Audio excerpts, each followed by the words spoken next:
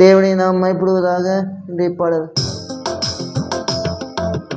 அத்திமரம் துளிர் விடாமல் போனாலும், திராட்சை செடி பலன் கொடாமல் போனாலும், கர்த்தருக்குள் மகிழ்ச்சியாயிருப்பே,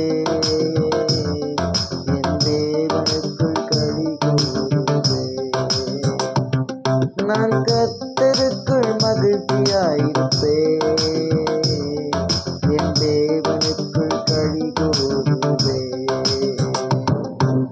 ஒலிவமரம் பலனற்று போனாலும், வயல்களிலே தாடிய விற்று போனாலும், ஒலிவமரம் பலனற்று போனாலும், வயல்களிலே தானியமின்றி போனாலும், நான் கர்த்தருக்குள் மகிழ்ச்சியாயிருப்பேன், என் தேவனுக்குள் களி கூறுவேன்.